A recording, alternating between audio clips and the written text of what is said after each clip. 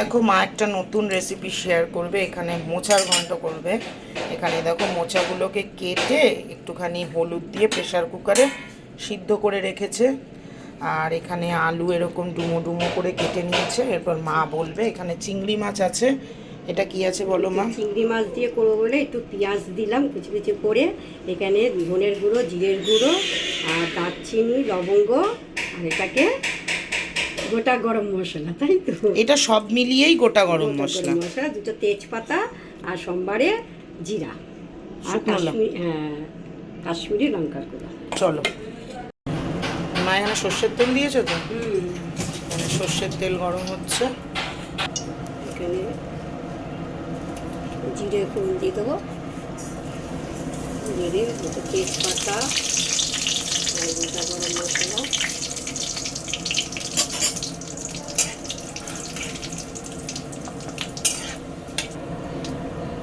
পেঁয়াজ দিয়ে দিলাম।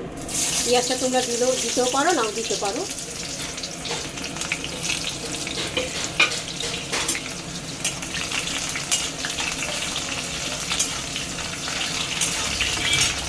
এবার এর মধ্যে আলুগুলো দিয়ে দিলাম। আলুটাও ভাজা হয়ে যাবে, পেঁয়াজটাও ভাজা হয়ে যাবে।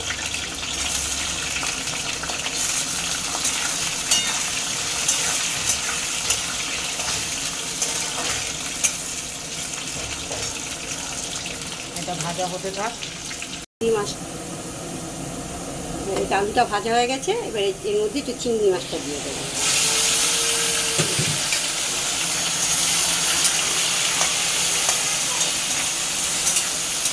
লাল চিংড়ি, হ্যাঁ, ওই জন্য একটু এরকম দেখতে লাগছে।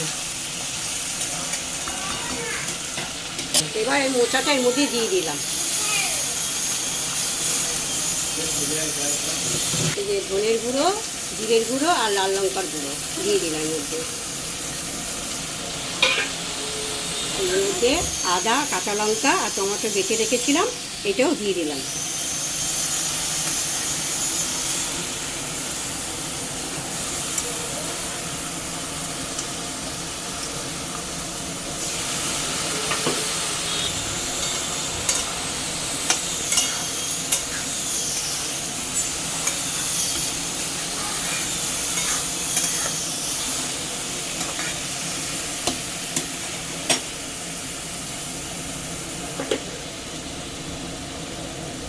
হলুদ দিয়ে দিলাম।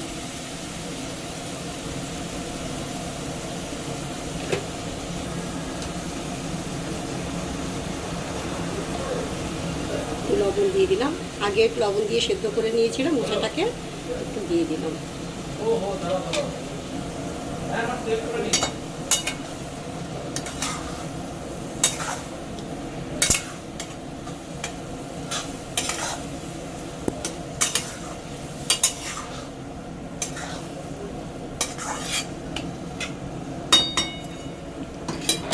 এবার এটাকে সিম করে ঢেকে রাখবো।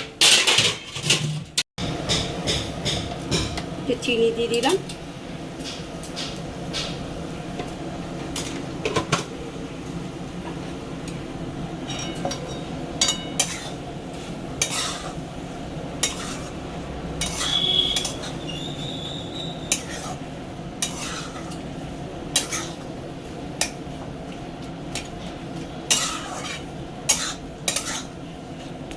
হয়ে গেছে মা? হয়ে গেছে। খেতে পারবে না বেশি, না একদম অল্প একটু দাও, দিয়ে দাও। দেখো হয়ে গেছে।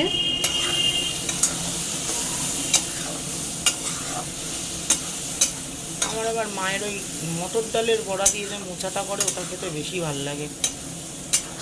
ওটাও একদিন দেখাবো, ওটা বেশি ভালো লাগে খেতে। একটু ঘি দিয়ে দিলাম ওতে।